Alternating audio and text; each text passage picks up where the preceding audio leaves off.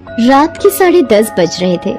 सड़क पर तेज गति से एम्बुलेंस भागी जा रही थी। बस स्टैंड के बिल्कुल पास एक बहुत भयानक एक्सीडेंट हुआ था। एक लड़की जो स्कूटी में जा रही थी, उसकी टक्कर एक तेज रफ्तार ट्रक से हो गई थी। उसका चेहरा बुरी तरह कुचल गया था। वो बेचारी सड़क पर तड़प रही थी। लोग उसे देख तो रहे थे, लेकिन कोई उसकी मदद को आगे नहीं आ रहा था। हालांकि किसी ने पुलिस को फोन कर दिया था। पुलिस ने ही अस्पताल फोन करके एम्बुलेंस बुलाया था। हॉस्पिटल से 2 स्टाफ रामू और जयंत एम्बुलेंस लेकर वहां पहुंच चुके थे। उन दोनों ने लड़की की बॉडी को स्ट्रेचर पर डाला और अस्पताल की ओर निकल पड़े। बहुत बुरी तरह टक्कर हुई है इसकी, लगता है नहीं बचेगी ये। रामू, सच कहूँ तो उसका चेहरा देखकर एक पल को मेरी रूह कांप गई थी। वो बातें कर ही रहे थे कि अचानक उस लड़की की गर्दन एक ओर लुढ़क गई और उसकी आत्मा ने उसके शरीर का साथ छोड़ दिया। ओह, तुमने सही कहा यार, लगता है ये मर गई है, लेकिन पोस्टमार्टम के लिए तो इसे अस्पताल ले ही जाना होगा। उस लड़की की लाश लेकर जयंत और रामू पुरानी सड़क के पास से गुजर रहे थे। वो इलाका काफी सुनसान था और उस इलाके की स्ट्रीट लाइटें शायद बिजली न होने के कारण बंद थी। हर रोड घुप अंधेरा था। तभी अचानक उनकी एम्बुलेंस एक जगह रुक गई। अरे ये एम्बुलेंस क्यों रुक गई? कितना अंधेरा है यहाँ। भाई तू मोबाइल का टॉर्च जला। रामू अपनी पॉकेट से मोबाइल निकाल ही रहा था कि जयंत चीख पड़ा। रामू का मोबाइल नीचे गिर पड़ा और उसकी स्क्रीन टूट गई। रामू, इस लड़की ने मेरा हाथ पकड़ लिया है। अरे पागल है क्या? ये मुर्दा है। नहीं रामू, ये देख, इसने मेरा हाथ भी पकड़ा है और ये अपने नुकीले दांत मुझे गड़ा रही है। रामू ने अंधेरे में ही टटोलते हुए मोबाइल खोजा और उसकी लाइट जला दी। उस रोशनी में रामू ने देखा कि जयंत का चेहरा डर के कारण पीला पड़ा हुआ था। साथ ही न तो किसी ने उसका हाथ पकड़ा था और न ही उसके हाथ में किसी ने अपने दांत कड़ाए थे। अरे किसने तेरा हाथ पकड़ा है? किसने तेरे दांत कड़ाए? यहाँ तो कोई भी नहीं है। तेरा दिमाग सठिया गया है। ये कहकर रामू उसका मजाक उड़ाने लगा। जयंत ने लेकिन उसकी बातों का कोई जवाब नहीं दिया। अचानक वहां बिजली भी आ गई।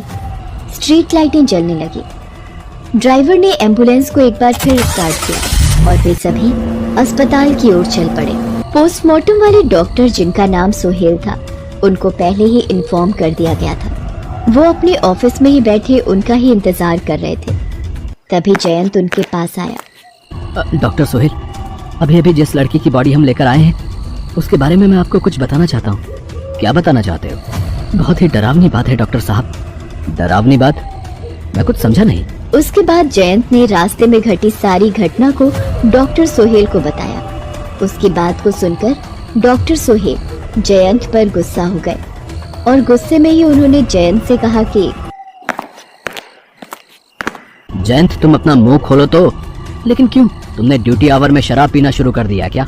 डॉक्टर सोहेल ने जयंत की बात को मजाक में उड़ा दिया। उधर दूसरी ओर पोस्टमार्टम रूम में रामू अभी लाई उस लड़की की लाश के पांव के अंगूठे में अस्पताल का टैग लगा रहा था। वहां और भी कई सारी लाशें सफेद कपड़ों में लिपटी हुई रखी थीं। तभी उसने देखा कि उस लड़की के अंगूठे में कुछ हलचल हुई है। उसे देखकर वो डर गया। अरे ये क्या? इस लड़की के शरीर में हलचल? नहीं। वो एक बार फिर से अपने काम में लग गया। तभी उसे महसूस हुआ कि उसका पैर किसी चिपचिपी चीज पर पड़ा है। उसने जैसे ही नीचे देखा तो उसकी चीख निकल पड़ी। नीचे पूरा खून ही खून पड़ा हुआ था। खून? ये खून कहाँ से आ गया? ये तो इसके मुंह से निकल रहा है। वो खुद से ही सवाल पर सवाल पूछे जा रहा था। तभी उसने देखा कि वो लड़की अचानक से उठकर बैठ गई है और जोर जोर से हंसी जा रही है। रामू, तू अपने दोस्त का बहुत मजाक उड़ा रहा था ना? अब तू देख। ये कहकर उस लड़की ने रामू पर हमला कर दिया। उसने उसके गले में अपने दांत गड़ा दिए और उसका खून पीने लगी। लेकिन उस लड़की का शिकंजा इतना मजबूत था कि रामू बिल्कुल असहाय सा हो गया था। लेकिन उसने फिर भी हार नहीं मानी और एक बार फिर से जोर लगाया। इस बार वो उस लड़की की गिरफ्त से छूट गया। छूटते ही वो पोस्टमार्टम रूम के बाहर पूरी स्पीड में भागा। उसके गले से अब भी खून की धार निकल रही थी।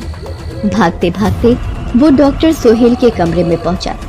वहां पर उसका दोस्त जयंत अब भी डॉक्टर साहब के पास खड़ा था। डॉक्टर सोहेल, वो लड़की पोस्टमार्टम रूम में, वो लड़की। क्या हुआ रामू? कौन लड़की? वो लड़की जिसे अभी अभी हम लाए हैं, वो चुड़ैल है। उसने मुझ पर हमला किया। वो मेरा खून भी पीना चाहती थी। ये कहकर उसने अपने गले की ओर इशारा कर उन्हें अपनी गर्दन की ओर देखने को कहा। सोहेल उसकी गर्दन की ओर गौर से देखने लगे। क्या हुआ तुम्हारी गर्दन को? डॉक्टर साहब, क्या आपको उस चुड़ैल के दांतों के निशान मेरी गर्दन पर नहीं दिख रहे हैं? मेरी गर्दन से बहता खून नहीं दिख रहा है क्या? उसकी बात को सुनकर सोहेल ने उसे जोर से डांट दिया। क्या मजाक बना रखा है तुम दोनों ने? ये अस्पताल है, अस्पताल। बिना मतलब अंधविश्वास की बातें, भूत चुड़ैल की बातें तुम लोग मत किया करो। और हाँ, मुझे लगता है कि तुम भी अपने दोस्त जयंत की तरह ड्यूटी आवर में नशा करने लगे हो। मैं तुम दोनों को सस्पेंड कर दूंगा। ये कहकर डॉक्टर सोहेल पोस्टमार्टम रूम की ओर निकल पड़े। वो पोस्टमार्टम रूम में पहुंचे। उन्होंने अपनी घड़ी की ओर देखा तो उसमें 2 बज रहे थे। डॉक्टर सोहेल ने अब तक सैकड़ों मुर्दों का पोस्टमार्टम किया था, इसलिए डर नाम की चीज उनमें थी ही नहीं। वो उस लड़की के स्ट्रेचर के पास गए, उसका कपड़ा हटाया, लेकिन अपने इतने सालों के करियर में उन्होंने ऐसी भयानक लाश नहीं देखी थी। ओह, कितनी भयानक लाश है। कितना भयानक एक्सीडेंट हुआ इसका। उस लड़की का चेहरा इतना भयानक हो गया था कि उसे देखकर आत्मा तक सिहर जाए। बहरहाल सोहेल ने सामने की टेबल से चाकू लिया और पोस्टमार्टम की तैयारी करने लगे। तभी सोहेल ने देखा कि उस लड़की के चेहरे पर एक बड़ी सी मकड़ी बैठी हुई है। ये मकड़ी कहाँ से आ गई? सोहेल उस मकड़ी को अपने हाथों से हटाने लगे। तभी अचानक से उस मृत लड़की के शरीर में हलचल हुई। उसका मुंह अचानक से खुल गया और उससे कई सारी मकड़ियां निकलने लगीं। ये देखकर सोहेल भी अंदर तक सिहर गया। मकड़ियों को निकलने का सिलसिला अभी खत्म ही हुआ था कि उस लड़की का मुंह एक बार फिर खुला और उसके मुंह से खून की एक धार फिर से निकली, जो सीधे सोहेल के मुंह और कपड़ों पर गिरी। उसका पूरा मुंह और कपड़े खून से लाल हो गए। पहले मकड़ियाँ और अब ये इस लड़की के मुंह से खून, ये कैसे संभव हो सकता है? सोहेल कुछ समझ पाते उससे पहले पोस्टमार्टम रूम की लाइट चली गई। सोहेल ने अपनी जेब से मोबाइल निकालकर उसका टॉर्च जलाया, लेकिन ये क्या, स्ट्रेचर से वो लड़की तो गायब हो गई थी। अरे वो लड़की कहाँ गई? वो लड़की कहाँ गई? कुछ सेकंड बाद पोस्टमार्टम रूम की लाइट आ गई। डॉक्टर सोहेल अब पूरी तरह डर गए थे। उन्हें अपने दोनों वार्ड बॉय की बात सही लगने लगी थी। तभी अचानक उनकी नजर सीलिंग की ओर गई। उन्होंने देखा कि वो लड़की सीलिंग पर लटकी हुई है। उसके मुंह से खून की बूंदें टपक रही हैं। वो सोहेल की ओर घूर घूर कर देख रही है और अजीब सी आवाज उसके गले से निकल रही है। अचानक से वो चुड़ैल ऊपर से नीचे सोहेल के कंधे पर कूद गई। सोहेल नीचे जमीन पर गिर पड़ा। अब उस चुड़ैल ने अपने दांत उनके सीने में गड़ा दिए। दर्द के मारे सोहेल चीखने लगे। पोस्टमार्टम रूम के बाहर उनकी ये आवाजें रामू और जयंत ने भी सुनी। उन्हें डर तो बहुत लगा, लेकिन फिर भी वो पोस्टमार्टम रूम की ओर भागे हुए आए। जैसे ही वहां पहुंचे, उन्होंने देखा कि उस चुड़ैल ने अपने दांत बुरी तरह से सोहेल के सीने में गड़ा रखे हैं। ये देखकर उन्होंने वहां रखा चाकू उठाया और उस चुड़ैल पर वार करने लगे। छोड़ इन्हें, छोड़। लेकिन चुड़ैल ने उन्हें नहीं छोड़ा। मार दूंगी, मैं सबको मार दूंगी। तुम सब लोग उस विक्टर से मिले हुए हो जिसने मुझे बेरहमी से मारा, और इस तरह से मारा कि लोगों को लगे कि मेरी मौत एक्सीडेंट में हुई है। तुम सब दोस्त हो ना उसके, मैं मार दूंगी तुम्हें। चुड़ैल की बात सुनकर डॉक्टर सोहेल ने आश्चर्यचकित होकर उसकी तरफ देखते हुए पूछा, कौन विक्टर? तब उस चुड़ैल ने बताना शुरू किया। विक्टर कहने को तो मेरा पति है, लेकिन उसकी नजर सिर्फ मेरी प्रॉपर्टी पर है। उसने मुझसे प्यार का झूठा नाटक कर शादी कर ली, लेकिन धीरे धीरे उसकी असलियत मेरे सामने आने लगी। कौन सी असलियत? वो मेरी पूरी प्रॉपर्टी का मालिक बन मुझसे पीछा छुड़ाना चाहता था। आखिरकार एक दिन जब मैंने सारी प्रॉपर्टी उसके नाम कर दी, तो वो मुझसे पीछा छुड़ाने की ताक में रहने लगा, क्योंकि उसका मतलब सध गया था। उसने अपने दोस्तों के साथ प्लान बनाया और सड़क एक्सीडेंट की आड़ में मुझे मार दिया।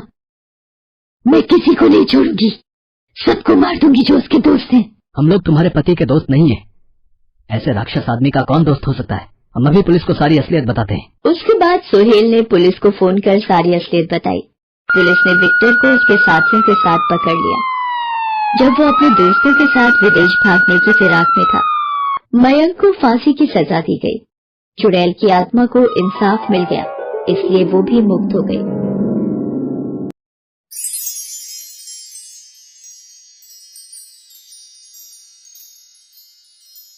नमस्ते दर्शकों, मेरे वीडियो को लाइक कीजिए, चैनल को सब्सक्राइब कीजिए और बेल आइकन को प्रेस कर दीजिए और बने रहिए हमारे साथ रोमांचक वर्ल्ड में। तो दोबारा मिलते हैं नई स्टोरी के साथ। अब तक अपना बहुत ध्यान रखिएगा। धन्यवाद।